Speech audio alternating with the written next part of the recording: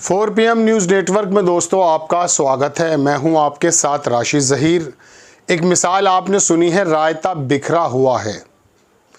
महाराष्ट्र के चुनाव के बारे में कोई भी आदमी ये नहीं कह सकता अब कि ये चुनाव किस तरफ जाने वाला है।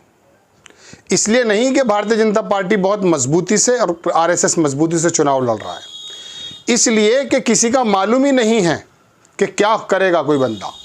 आप सोचते हैं कि चुनाव होने के बाद पता चल जाएगा महाअघाड़ी की सरकार या महायुति की सरकार। नहीं, चुनाव के बाद एक ऐसा चुनाव आने वाला है कि भारतीय जनता पार्टी ने अपनी जो तैयारी की है उसके मुताबिक मुझे नहीं लगता कि शिंदे महायुति में रहेंगे।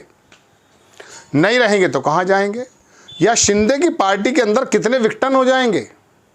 आपको हरियाणा का वो बंदा याद है, दुष्यंत चौटाला कहाँ है? इस चुनाव से पिछले चुनाव में किंग मेकर की भूमिका में आया, अमित शाह से मुलाकात हुई, सरकार बनवा दी और अब मालूम नहीं कहाँ है। आपको मैं शिंदे साहब के बारे में बताना चाहता हूँ और भारतीय जनता पार्टी के बारे में।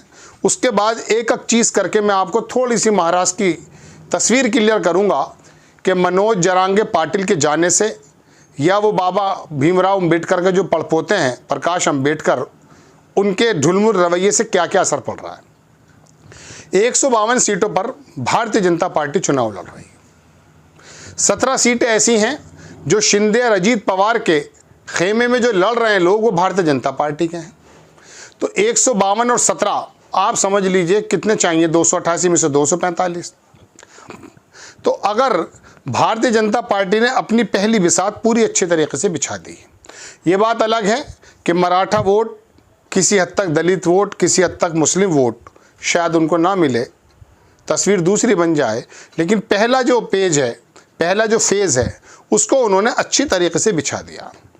152 में से उन्हें 145 चाहिए। अगर 100 भी या 110 या 90 भी ले आए और बाकी 17, 18, 20 जैसे मैंने बताया कि शिंदे उनकी पार्टी में है, तो जाहिर सी बात है कि भारतीय जनता पार्टी डिपेंड नहीं रहेगी शिंदे पर। और अजीत पवार की तो आप बात ही मत कीजिए। इस चुनाव में किसी को सबसे बड़ा नुकसान अगर कोई होने जा रहा है तो अजीत पवार को होने जा रहा है। शिंदे को थोड़ा बहुत फ़ायदा ज़रूर हो सकता है, इसमें कोई दो राय नहीं, चूँकि मराठाओं में एक नेता हैं। तो भारतीय जनता पार्टी ने किसी प्रकार से अपना पहला जो मैदान है वो अच्छी तरीके से बिछाया है। अब चुनाव जब होंगे, RSS अपना कितना मजबूत वहाँ काम कर रहा है, किस तरह से उत्तरी भारतीय OBC वर्ग और वहाँ का हिंदुत्ववादी वोट को वो इकट्ठा करके किस प्रकार से अपना आप को 100, 105 या 90 तक लाते हैं और बाकी का वो इंतज़ाम कर लेते हैं। मौका लगेगा तो अजीत पवार के और शिंदे के विधायक टूट करके इधर आ जाएंगे और चुनाव जीतने के बाद भारतीय जनता पार्टी अपना कैंडिडेट बना देगी। अब वो स्थितियां नहीं है पहले जैसी कि शिंदे को ही चीफ मिनिस्टर बनाना पड़ेगा। अब आ जाती है बात दोस्तों शिंदे के बारे में। देखिए, वहाँ मनोज जरांगे पाटिल जो मराठा आंदोलन का एक नेता बन के उभरा था, एक प्रकाश अम्बेडकर, इन दोनों पर मुझे शुरू से ही शक रहता है। उन्होंने अपना पाला बदल दिया, आपको मालूम है, कल परसों की बात है। उन्होंने कहा आप चुनाव नहीं लड़ूंगा और इशारों में ये भी कह दिया है कि भाजपा को इसलिए ऐसा नहीं है कि वोट ना दें कि आप, उन्होंने मराठा आंदोलन के बारे में कोई भूमिका निभाई थी या नहीं निभाई थी, अपनी मर्जी है। यानी कि गोया कि उन्होंने भारतीय जनता पार्टी के पक्ष में ही बैठने का फैसला कर लिया। लेकिन अब अगर वो बैठ गए हैं तो इसका फ़ायदा किसको होने जा रहा है। देखिए, मराठा नेताओं में सबसे बुजुर्ग और पुराने तजुर्बेकार एक्सेप्टेबल नेता शरद पवार हैं। हालांकि वो भारतीय जनता पार्टी के पक्ष में बैठे हैं ऐसा बताया जा रहा है, ये मैं आपको बता देता हूँ। अरे बड़ी ताकत है भारतीय जनता पार्टी के पास। अमित शाह, RSS, संस्थान, विभाग, पैसा, बिजनेसमैन, मीडिया, गोदी मीडिया, क्या चीज़ उनके पास नहीं है। तो ये जो आंदोलन लेने वाले चलते हैं ना लोग, ये ऐसे वहाँ झारखंड में एक लड़का आया है, उसके बारे में बताऊँगा आपको। तो वो बैठ गए हैं। तो अब वो शिंदे शरद पवार के बाद आते हैं। तो मराठा वोट 30-32%, 26 था, 30-32-33% बताया जाता है।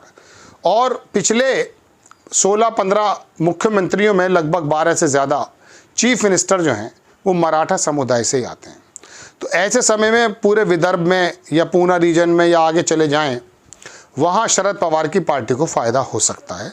मराठा वोट शायद ना बटे, लेकिन सेकंड चॉइस शिंदे भी हो सकते हैं। हालांकि शिंदे का जो है मुंबई और ये क्या कहते हैं कल्याण और ठाणे वगैरह, यहीं इनका अधिकार क्षेत्र है। इसके आगे शिंदे को ज़्यादा फुटेज नहीं मिलता है। लेकिन शिंदे ने जिस प्रकार से काम किया है, थोड़ा सा बोले हैं, अपनी जगह बनाने की कोशिश की है। और जाहिर सी बात है, एक आदमी ऐसा जो किसी ज़माने में ड्राइवर हुआ करता था और वो आनंद दिघे और फिर बाला ठाकरे साहब और दुनिया भर के पहुंचते हुए कहाँ पहुंच गया, शिवसेना को कोई तोड़ सकता था, उम्मीद कर सकते हैं। तो इसके बारे में शिंदे की पूरी पर्सनैलिटी को आप नेगलेक्ट नहीं कर सकते। कुछ फ़ायदा मुझे लगता है शिंदे को होगा। ये बात तो हो गई महायुति और भारतीय जनता पार्टी की। अब मैं आता हूँ जनाबे मन महाविकास अघाड़ी के बारे में।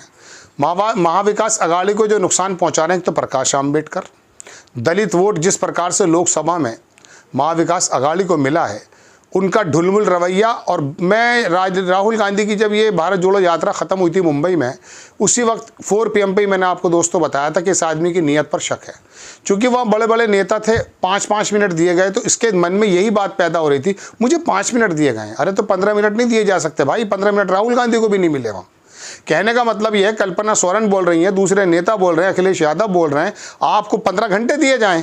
तो उसी वक्त पता चल गया था, वो हट भी गया था। वो बंदा अपने वोटों का दरअसल आरोप के मुताबिक सौदेबाजी ही करता है। चलिए खैर, लेकिन बहरहाल मैं आपको बता दूं कि महाविकास अघाड़ी के बारे में जितना ज़बरदस्त टेम्पो उनका बन रहा था, मैं बताना चाहता हूँ, वो टेम्पो में अब कहीं दरार है। उद्धव ठाकरे के बारे में सहानुभूति है, इसमें कोई दो राय नहीं है। लेकिन जिस तरह से टिकटों का वितरण हुआ है, कांग्रेस आई जिस प्रकार से चुनाव लड़ रही है और शरद पवार जिस प्रकार से मैदान में है, अच्छी तरीके से लड़ाई है। लेकिन कांग्रेस और शरद पवार का अहम रोल दिखाई दे रहा है। उद्धव ठाकरे सहानुभूति वोट ले रहे हैं और शिवसेना का जो ओरिजिनल वोट है वो शिंदे के पहले उद्धव ठाकरे की शक्ल पर मिलने की ज़्यादा उम्मीदें लगाई जाती हैं। तो ये मैं आपको बता दूं, 30-32% वोट अगर कॉन्सोलिडेट हो गया मराठा वोट, और 10 से 12% वैसे तो 15% है, लेकिन ये मुस्लिम वोट तो आप मान लीजिए महाविकास अघाड़ी का ही है। दलित वोट में अगर मिसाल के तौर पे भारतीय जनता पार्टी ने हिंदुत्ववादी विचारधारा ना भरी हो और प्रकाश आंबेडकर ने सेंध ना लगाई हो, ये वोट अगर किसी हद तक पड़ जाएगा तो महाविकास अघाड़ी बहुमत के पास पहुंच सकती है। लेकिन अब मैं आपको इसका एक अहम फैक्टर बताने जा रहा हूं मुंबई का। मुंबई में 10 बरस रहा, वहाँ के बारे में मैं आपको बताऊं। अगर वहाँ के आप किसी विधायक नेता से ये पूछें कि आप ये बताइए पश्चिमी विदर्भ का एक नेता है, या आप कहें कि साहब वेस्टर्न मुंबई का एक नेता है, उसके बारे में बताऊं, तो बता नहीं पाएगा। क्योंकि वो बेसिकली एक बॉलीवुड से प्रेरित रहता है। वहाँ के वोटर्स के अंदर इतनी अवेयरनेस नहीं है। भले लोग शरीफ लोग हैं, महाविकास अघाड़ी या महायुति को ही वोट देने जा रहे हैं, लेकिन लोकल स्तर पे कोई भी एक विधायक आके इन्फ्लुएंस कर जाता है। वहाँ जिस तरह से उत्तर प्रदेश में या बाकी जगहों पर पार्टी को वोट देते हैं, इंडिपेंडेंट को मुश्किल से मिलता है, वहाँ इंडिपेंडेंट को आसानी से मिल जाता है। अब वो आसिम आज़मी हो, या मैंने बताया वो रिपब्लिकन पार्टी ऑफ इंडिया का आदमी हो, या प्रकाश अंबेडकर का आदमी हो, बहुत सारी वोट काट इम्तियाज़ जलील जीत जाते हैं वहाँ पर।